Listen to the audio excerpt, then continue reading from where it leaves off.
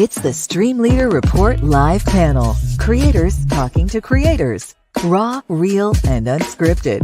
And sometimes they say the quiet part out loud.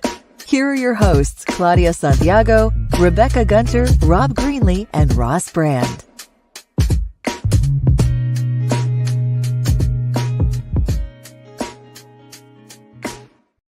All right, welcome to the Stream Leader Report, the live panel. It's just three of us today. Claudia can't make it, but we look forward to having Claudia Santiago back with us next week. Meanwhile, it's Ross Brand. That's me from the Stream Leader Report, Rebecca Gunter from Business in the Raw, and Rob Greenlee from the Trust Factor. And before we get into our regular topics that we're going to discuss today, there's a lot of news in the industry, and one that I think caught all of our eyes was Descript has acquired Squadcast. Descript, of course, is an advanced editing solution and transcription where you can actually do text-based editing. Squadcast is a high-quality place for recording remote interviews, and now, as I understand it, if you have a Descript account, you have included in that free access to your high-quality remote recording through Squadcast. So any thoughts, Rebecca or Rob, on the acquisition of Squadcast by Descript? I know at least one person who was lamenting renewing his Riverside app about 12 hours before the announcement came down at full price. At least one person. That's one. Well, Rob, I can't wait to hear your feedback. Yeah, I think it's indicative of where we are with a couple of things in the industry. I think the convergence of video and audio recording in platforms like a Squadcast or Riverside or StreamYard. It just seems like that there's a movement that direction as more people think about video in combination with their audio. So as you think about trying to build communities, whether it be through live streaming or just recording, I think these tools are really emerging as something that podcasters are really looking at more. Now, it's not always a perfect fit for every podcaster. I know I'm a subscriber to the Descript platform. I use it all the time with the videos that I'm doing, and it creates transcripts, and it does a lot of the post opportunities for shows. But this is a little bit of a kind of what I've been thinking for the last few months about the integrations of the creation side with the post-production side, increasingly even with these AI tools. And to some degree, that's kind of what we're seeing here, is this integration between the creation side and the post-production side from a tools standpoint. We haven't really seen that happen a lot up until now. A lot of these tools have been kind of separate from each other, right. But we are seeing this integration happen, and I believe this is just the beginning of more of that. Yeah, Descript has other integrations as well. For this podcast, we use Spreaker, but for some of my other podcasts, I use Captivate, and there's actually an option built right in where you can take your file and send it to Descript right within Captivate. So they're integrated that way, and I'm sure a lot of the different companies that we're talking about and other companies like them have different integrations with each other as well. But here's a case where they're becoming one family, and one subscription gets you access to all the features, which is cool. The other thing I'll mention is, if we're looking really especially good today, StreamYard has added the feature where you can touch up your appearance. It's just a one click in a box. It's sort of like what Zoom has. I don't know. You can decide if it makes any difference. Also, you can pause recording. Now, I don't know if you can do that when you're live in that recording, but if you're in record, let me see. Yeah, if you're in record only, if you're in record only mode, you can definitely pause your recording. Here, I think it's just end your broadcast if you're actually live streaming as we are now. Yeah, and a lot of podcasters have been doing that with their pre-recording of their audio podcasts for a long time. They'll do it up to a point, and the lawnmower outside the window will go by, and they hit the pause button. Right. So until it finishes going by, and then they resume. So this is a tool that, it's just another indication of the integrations that we're seeing with these platforms into kind of the workflows of what's been more traditionally a podcast production process, and making it easier and simpler, and adding that capability that's been in kind of audio recording software for years. And I think that's what we're seeing happen here to some degree. So we're doing a kind of a simulcast today because StreamYard has a feature that lets you send it to your guests, or in our case, co-hosts, platforms. So we're going to different YouTube channels and different channels. We're also going to a Twitter channel and a LinkedIn channel. So I don't know that I get everyone's comments here, so if you guys are able to check the comments on your channel, if there's any questions you want to bring in, but we're thrilled to have you join us, whether you're joining us on YouTube, on LinkedIn, or on Twitter. And if all goes well, maybe we'll add some other destinations as well as we move along. So now, as we get into the heart of the show, we're going to start out with Rebecca, and we're going to talk a little bit about how there's new opportunities for some smaller creators in the streaming space. Rebecca? I can't believe I get the lead story. I've You been trying do. so hard every week. I won the personality face-off. Before I get into it, though, can I ask a question, an opinion of you about this Descript scenario? What does that mean for StreamYard, if anything? I think it's going to put a little more pressure on StreamYard to do similar type of integrations. I think is what the results are going to be, because I think as you think about kind of the post-production capabilities of that integration, it definitely is it kind of gives a little bit of an advantage to some degree, and I think that the competitive platforms are going to react to that and try and build in more integration. So you can see with StreamYard, they're adding, increasingly they're adding these functionalities that content creators need in their, to create kind of a one tool solution. And that's kind of what's going on here. Now, granted, the StreamYard or the Squadcast and the Script tools are still distinct tools. It's not like they're built into one tool quite yet. That could be the ultimate destination of this, but I think it's just a sign of what we're going to see increasingly happen with these platforms. The creation and the post-production side are going to get integrated more.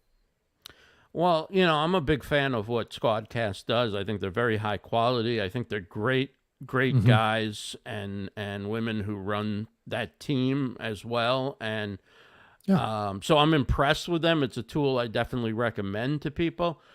But StreamYard has live streaming, and that's something that's not easy to replicate. You've got this whole live streaming studio. You can really produce a show. If you're like me, I do almost everything live or live to tape style. So I'm producing, kind of editing, so to speak, cutting the show, however you want to say it, as I'm going along. So for me, StreamYard remains an indispensable tool because it's what's allowing us to do what we're doing right now, which is go to all these different platforms and have these conversations with the chat and so forth. So I don't think that it's. I mean, I think StreamYard's come, like Rob said, StreamYard's come a long way in terms having local recording and really up-leveling the quality for people who really want multiple tracks and the highest quality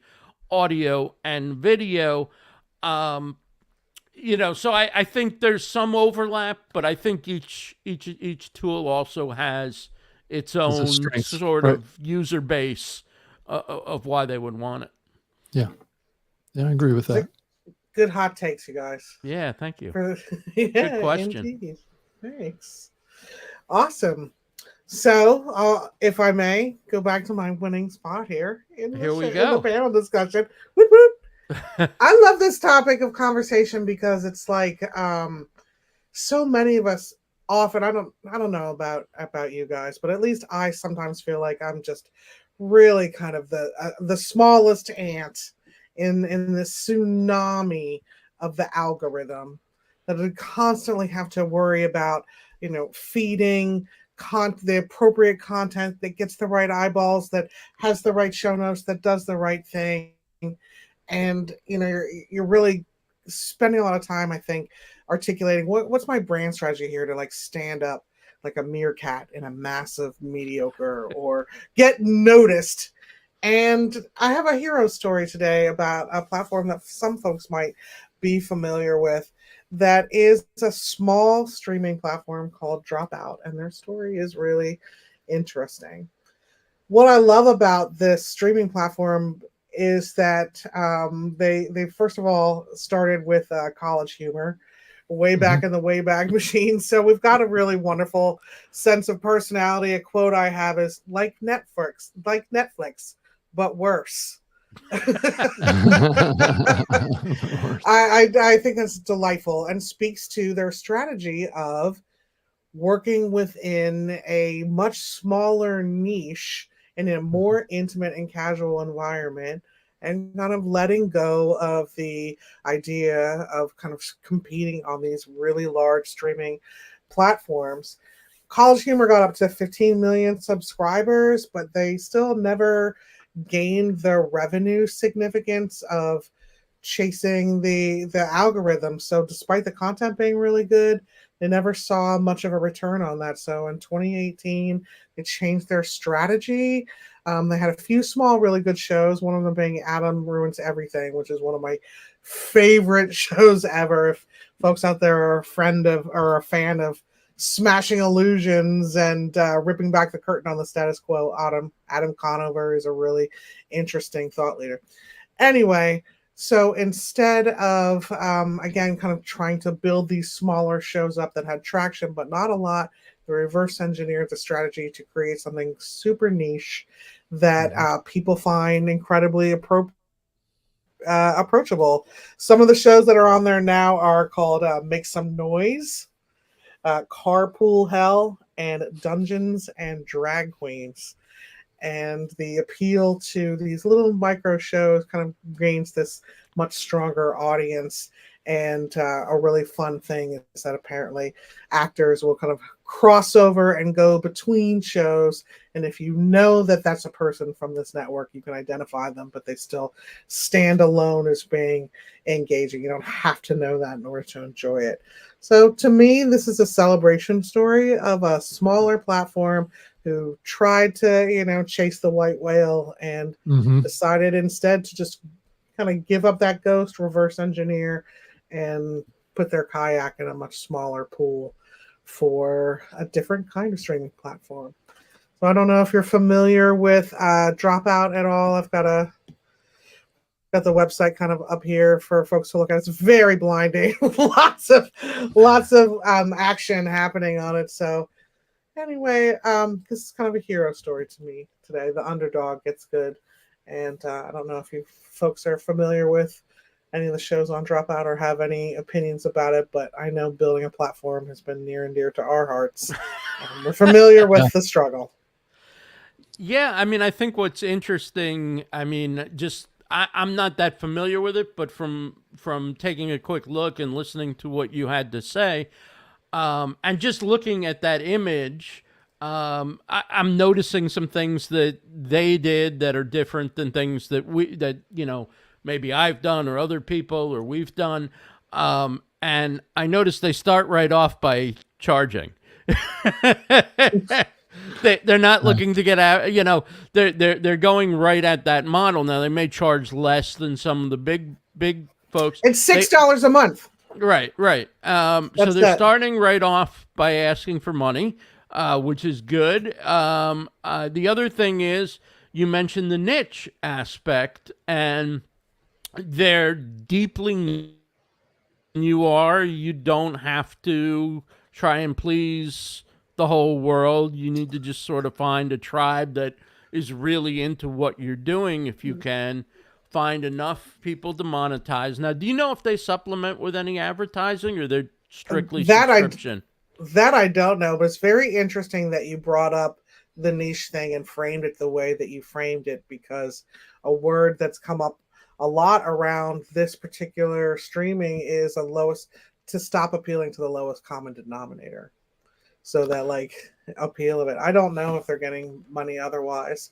I mean, I think isn't Will Ferrell like a producer in College Humor? So maybe there's something. I'm not sure. How are they making it work? I don't know, but I think it's maybe after this feature they're going to blow up. The other thing I'll just say real quick that you mentioned was the idea of people going on talent going on different shows, and that's something we did with with our network that we tried for towards the end with this show. But probably something, if we look back, maybe we should have been doing that more all along to foster collaboration and to really make the talent, the hosts, known to the different audiences of each of the shows. Mm-hmm. Yeah, some pretty cool crossover shows. Oh, we did a few cool crossovers. Yeah, we definitely did. Sorry, Rob, Yep. I didn't mean to talk about Oh, it's okay. I mean, back in the earlier days of the podcasting medium, certainly the College Humor folks gathered quite a bit of popularity with their kind of office humor and kind of the pranks that they did. Actually, I worked with a couple of guys that came out of College Humor. Everybody. And help them kind of launch their podcast network called the Headgum Network. And those guys were very much into niche content, and they continue to be. They've got a very successful network that has done very similar to this. It really kind of niching down, getting very, very community focused. And one of the things that I think many content creators are learning now is that if you do things based on advertising, there is some risk that you can't be as edgy for a lot of kind of brand safety issues and topics like that. If you go behind a paywall, you're less likely to be under content moderation for kind of topics and things or subjects that you want to cover in the show that may be niche to a point where, having it be almost like a club almost has some appeal. This whole kind of mass audience appeal kind of concept that is really behind the advertising model does put content creators in a box somewhat of their ability to be creative with the content that they produce. So this is a way to kind of niche up, get down, get connected to the community, not be as dependent on advertising. And I think that it's a huge trend in the industry right now. I think that there's some blowback on over advertising in the podcasting space and in other places as well, that we're seeing this value for value kind of momentum that's happening with the podcasting space. And so I think we're seeing the market kind of pull back from the advertising model as much. And I think it's a little bit of a worrying sign for, so much in the podcasting industry right now that are investing in advertising related functions, when maybe the trends that we're seeing are kind of moving away from that and more to subscription, because it enables a deeper and more niche connection with audiences. I love that. I'm for it, especially if you can be more leading edge. Bring it on, right? Right. Bring it on. If anybody wants to start a crossover show, I'm in. And Yeah. there's a Thanks, lot you of guys. platforms as well, like Uscreen and Vimeo and others that are set up just to help you build your own streaming service. So you don't have to really know how to do sort of all the technical side of things. You create the videos, and then there are platforms where you can share those videos behind the paywall, and they've got a lot of the marketing tools Yep. built in to help you do that. So that's a totally different way of going about it than, say, trying to grow on YouTube or, hitting the major free platforms Right. and then hoping to monetize with advertising, or later on down the road, some of the built-in subscriptions or off-site communities and things like that. What about Yeah, 'cause there's certainly Patreon? a lot Is that of still there's certainly a lot of alternatives for building community around a subscription model out there. There's new companies that are starting up that are catering to that increasingly. So you can see some momentum there. like Substack for audio? Yeah, I mean, yeah, I was trying to find one. I was looking at one yesterday, and I'm trying to find it in my email. That was kind of doing the same model, right? Where they basically give you all the tools to create a video experience that has subscription, has merch, has community tools. It has those kind of ways of aggregating large audiences into a live or on-demand program, and we're seeing more tools come out that enable that. Do you think Patreon still has a role in the Oh, yeah. way that things Oh, are yeah. moving? Definitely. It's Mhm.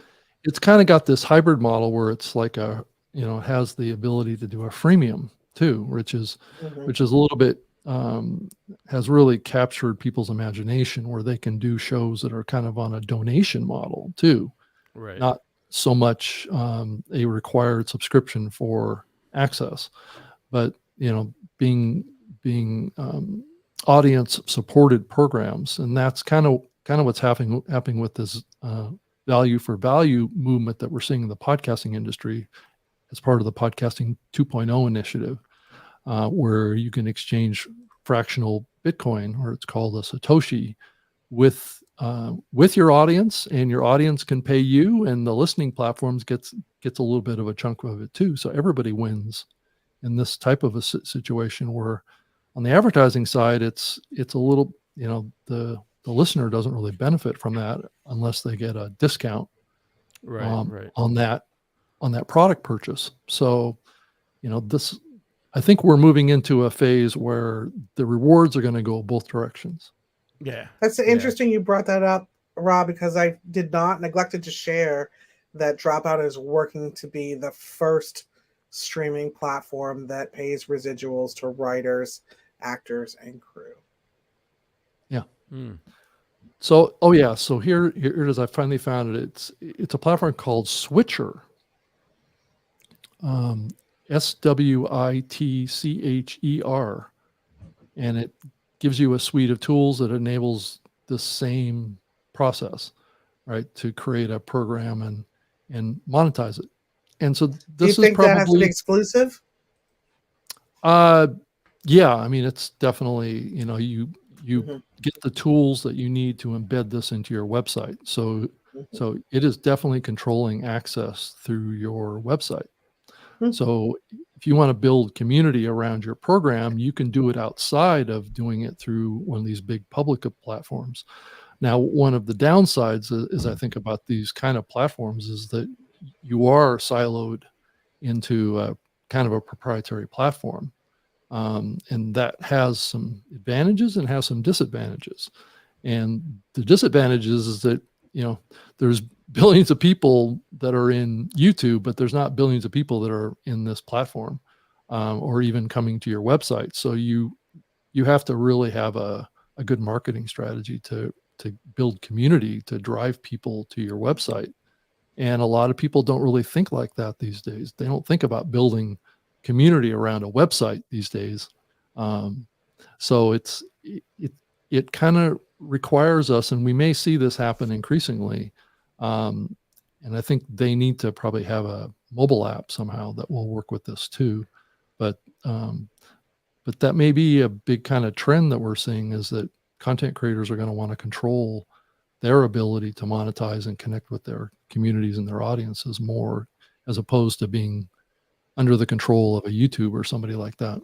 I think whether you use a proprietary platform, you use something like a Patreon that's a hybrid kind of platform, or you use YouTube and you try and build it up organically, you still have to use the social tool. Like, you still have to put clips on YouTube. You still have to distribute as you have to reach podcasts people. and other Right. other ways. And I mean, a lot of the people who do like Patreon, Rebecca mentioned that, a lot of them will put some of their show free on Patreon, or free to the world, and then they'll hold something back for subscribers only. Perhaps there's a bonus Q&A afterwards. Perhaps only the video version goes on Patreon. Now, for me, I've never really subscribed. Well, maybe in a couple cases, but generally I've supported somebody on Patreon because I've wanted to support them. I've known where to find most of their content on the first run or live, or, the podcast. Like, I've not needed the extra so much. But this is a case with Dropout and others that Rebecca was talking about. This is a case where you have to pay to get to see the majority of the content. And so the question is, what do you extract out of that? Or how do you go about making yourself known publicly on free platforms in order to drive traffic to wherever you're, taking payment and providing the content? Yeah, it's a Story little of bit my life. more of a freemium model, right? Where there's some content that you give away for free as an attraction, right? To share what that value is that you're bringing, and then the other part of it is the actual subscription part that gathers the community, but you really have to work hard to foster the growth of a particular community inside of a platform like that, and offer them a lot of value and consistency and communication and access and rewards. And there's all sorts of things that go into maintaining a strong and vibrant community around any program. And that's really the magic of that. And that sounds like exactly what Dropout is attempting to do around niche content. Well, before we get to a big new YouTube initiative, Rob has got what do you call it? Maybe the ultimate one-time short-term marketing solution. Rob, tell us what you've got in mind. Yeah. So in Pod News, a couple days ago, there was a link to a press release that was put out by a Canadian podcaster who was using the tease to his or her audience that if listeners get a permanent tattoo of the show logo on their body, that the show will pay them for that. So it's almost like the model of they're paying for a billboard of sorts, would be the analogy that I would pull from this. And I was thinking that you could do something like this. I don't know that I would go down the path to making it a permanent tattoo, but there are places that you can go to get a temporary tattoo. Temporary. Right, made for your podcast or something like that. And you could share that with your community, and your community could put this temporary tattoo on their body and take a picture of it and send it to you. And you can create like a little contest around that. But this particular Canadian comedy podcast created a challenge. It's about a 3-year-old show. It's called the Canadian Politics is Boring podcast. Got this one guy, so it isn't really a strong, successful marketing campaign here, to get a permanent tattoo on his arm of the show logo. So he actually made a video of him talking about it, and he showed it. So he got some attention from doing this. I guess this politics podcast out of Canada has about 300 episodes, so it's been around a while now, and they just thought that this would be a fun thing to do. And it sounds like, I used to work for Microsoft, and they did actually had a user of the Zune back in the early days. I don't know if anybody listening to this remembers the Zune, but there was a famous person that was the Zune guy, and the Zune guy got a tattoo of the Zune logo put on his shoulder,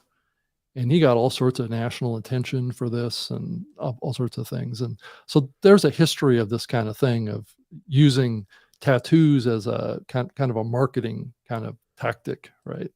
I don't think they ever thought that they would get, like 100 people wanting to put a tattoo on their arm in support of their podcast, and I'm sure they didn't have a big budget for this either, but it certainly got some press for them. It got some coverage.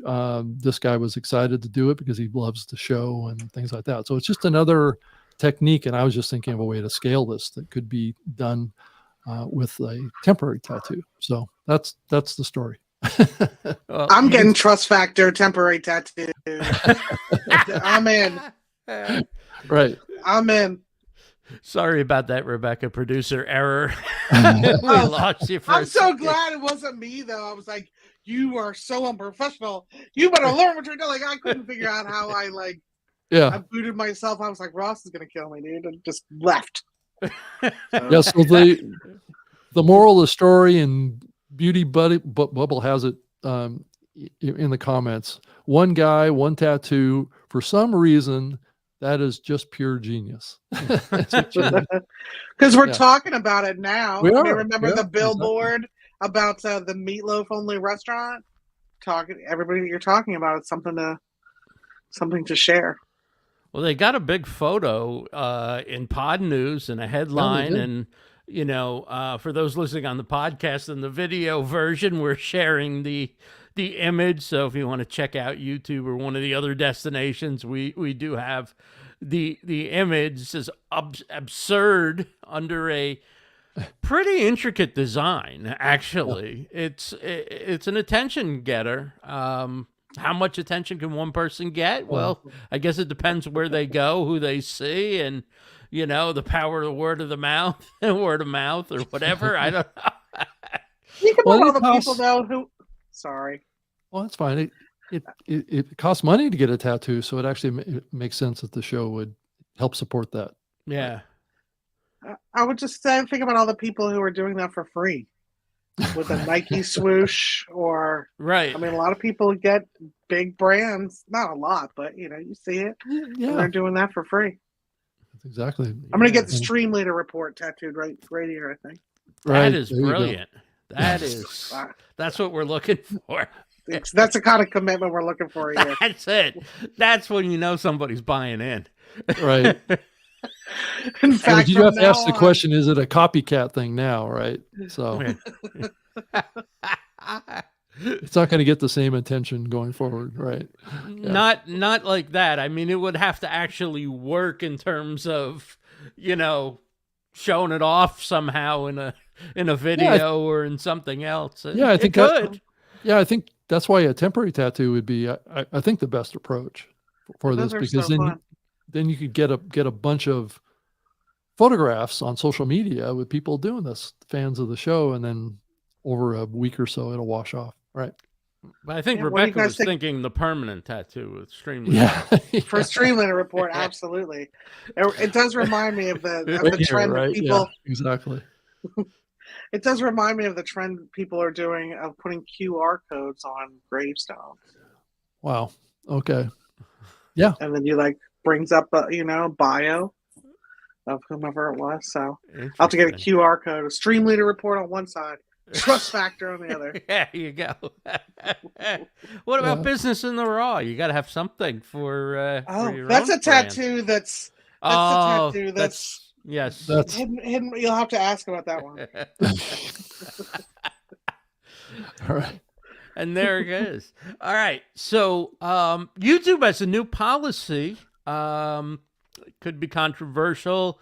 I'm just going to bring this up. YouTube will remove cancer treatment misinformation. So here we go again, with a platform deciding, a platform generally the people with no medical expertise who program an algorithm to decide what is cancer treatment misinformation.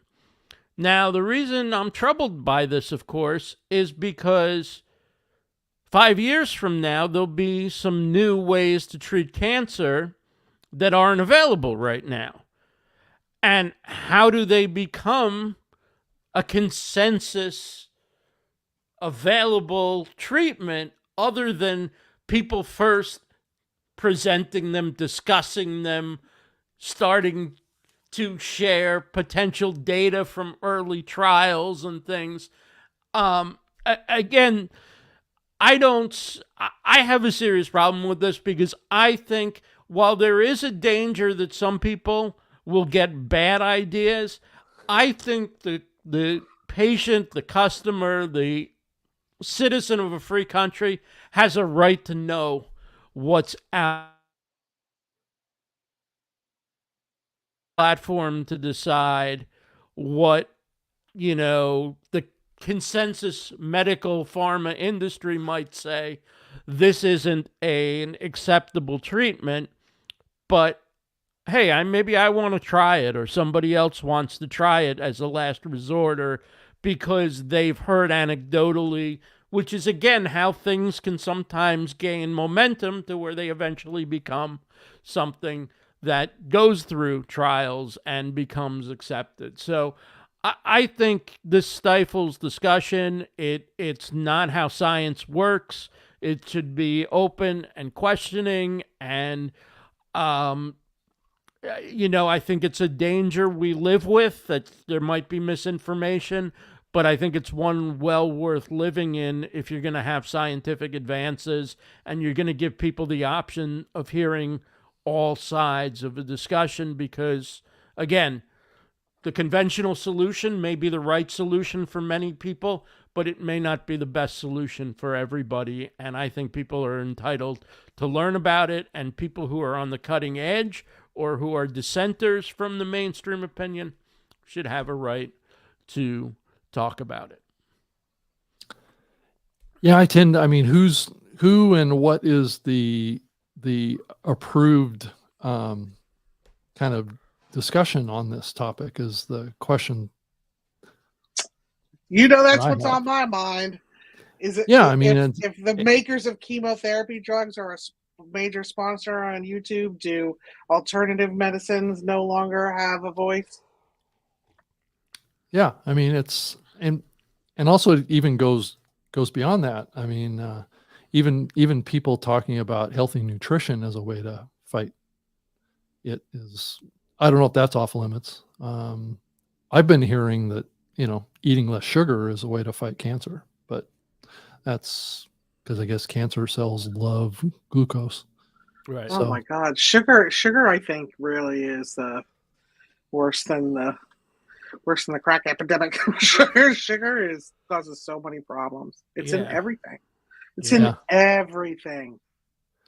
So does that mean that if you talk about healthy nutrition, that they're going to shut it down as misinformation? Is that what's the spectrum here, I guess, is the bigger question? Or is it only discussions about approved medications can be discussed? Right. Or can we and who's making those health? Decisions? Right. Yeah. Well, we already went through that with the global situation that we've dealt with since a couple of years ago. Another topic we can't talk about. Yes, right. Where that which was why accepted can't we talk about wisdom, because we might not have channels anymore. Now, I don't know.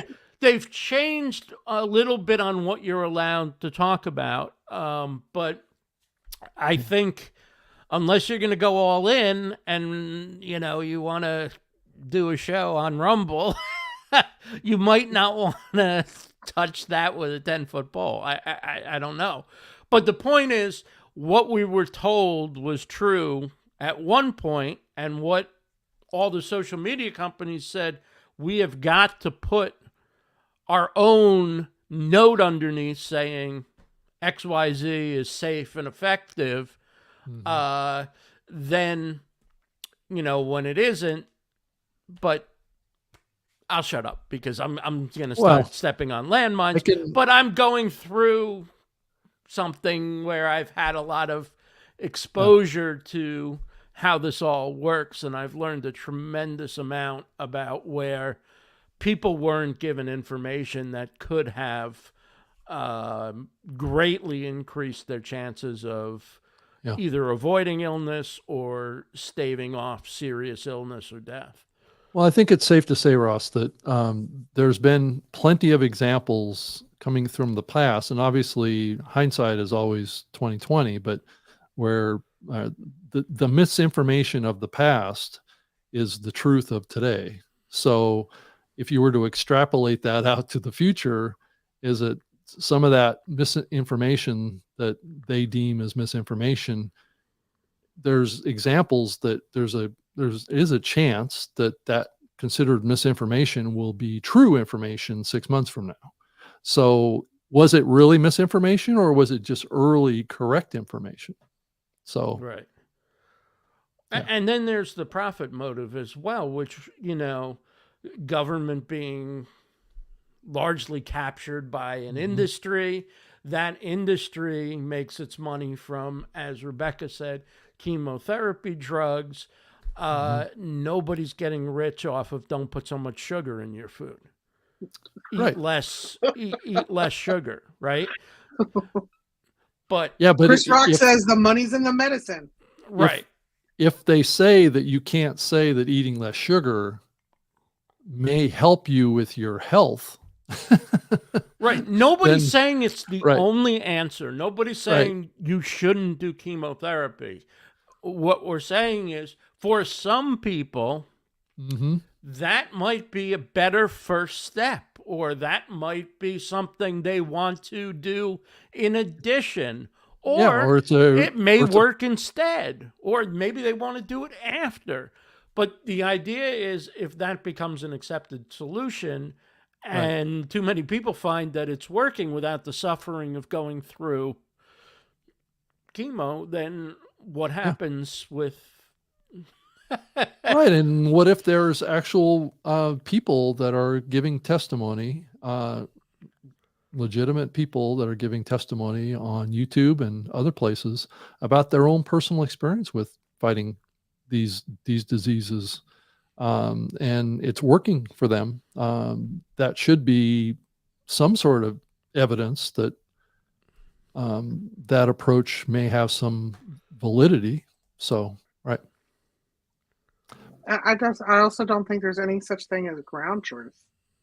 It's all human understanding and story and the lens of culture and experimentation and proving things. And to Rob's point, that changes every, I don't know, it seems like every 5 nanoseconds right now, but there's really no such thing as ground truth. So what litmus test do you have? Who's in charge of the judgment? And where does this extend to? Like, today it's cancer. Tomorrow it's an election results. The day after that it's a social ill. So, and limiting discussion on this is not how science works. Science works on research, trial and error, giving a open forum for sharing different ideas, and then we see what works. And so what we're seeing today is really a holdback on discussion and contribution. And that's what happened during the pandemic, is that we saw thousands of doctors trying different treatments and wanting to share those successes or those failures publicly. And they were being squashed because there was only one treatment that was approved by the leaders. And there were examples of thousands of doctors that were trying other alternative treatments and were finding success, but they were being silenced. Well, the FDA just actually admitted in court that their messaging to doctors and patients not to use certain drugs was a suggestion even though the headline of their press release or printout said "Stop, don't, stop Right. and don't," their lawyers were arguing that it was a suggestion because by law, if a drug is approved for safe use, they can't tell a doctor that they can't repurpose that drug if the doctor believes it can treat a condition that isn't on the label. Well, they can probably And- do it. Right. And they've been doing that, and they're claiming it's a suggestion. But anyway, that's a huge thing that's gone almost unspoken and unnoticed. But in court, they had to say things that were different than what they were largely saying. And a lot of doctors, including some that I've talked to, have said, oh, no, we can't prescribe XYZ because the FDA says it doesn't work for this or it's not approved for this. Well, in fact, the FDA can only approve or not approve a drug. It can't tell you, a doctor, what conditions that drug can be used to treat if the doctor believes that the medicine has certain properties that would work in a case. And that's essentially how things worked and where the pressure came and the script that everybody was working by until the FDA was taken to court and they had to admit, oh, no, we were just making sort of general suggestions. We weren't telling people what they could or couldn't take or prescribe. Yeah, like Ross, to your point, how many people quit smoking using Wellbutrin, which is not for smoking cessation, but for depressive mood disorder. So if you don't have that freedom in there, how can we ever evolve? Right, exactly. And remember, eggs were good, then eggs became bad, and now eggs are good again. But at one point, it would have been misinformation to say that eggs are good for you. Well, the whole and if you cholesterol could, nobody topic, right, and too. if nobody could have that conversation, then how did eggs ever would be able to get from bad to good again? Well, the whole cholesterol issue with heart disease course. was basically, was it kind of jerry-rigged research data that was shared, and it wasn't entirely accurate. So that's a whole nother discussion. Is the whole Statins are big business. statins? Well, statins are big business. That came later, but nonetheless, I wouldn't take a statin. So I'll just put it that way. I think it's maybe Myers-Briggs, the personality assessment that holds a gold standard across corporate, landscape and people put a lot of credibility in, was invented by two housewives in a basement and all made up, what's happening is standards. Right. I mean, a lot of people The just aren't standards we hold reading, dear. right? Aren't Yeah, the reading standards the we research. hold dear is that's a gold standard. Myers-Briggs personality, you're giving it to your buyer bot, and everyone thinks it has, this incredible amount of credibility, which can easily be debunked. So even institutions or ideas that we hold as being irrefutable, we can punch holes in everything. There is no such thing as ground truth. You've seen Right. people in their Instagram bio and stuff put their, I'm an EJIT, whatever. I don't know what they are, but Hiring for it, right. promoting for it. I mean, there's a lot of stock in it, and I'm not saying, oh, that's charlatans, or I'm not giving an opinion on whether or not Myers-Briggs is legit or not, except for, here's two ideas put forth by not secular people, and now everybody accepts it as the golden truth. So Feels All like we're doing a trust factor episode here. Yeah. oh my God, my tattoo is working already. That's it. I was going to say, final question round robin. Would you put on a temporary tattoo to advertise your show, your podcast, your live stream, your website, your business? Rob? Sure. I don't know that maybe I'll see it because all my clothes would probably cover it up. So I think you have to dress, with open, shoulder clothes and stuff in order to, if you want it on your shoulder or where you want it. I mean, unless it's on your forehead. So, which I'm not going to do that. Now I'm picturing Rob in an off the shoulder number, Right. cocktail length. Gotta, undo my shirt, and not, yeah. Right. Right on the neck.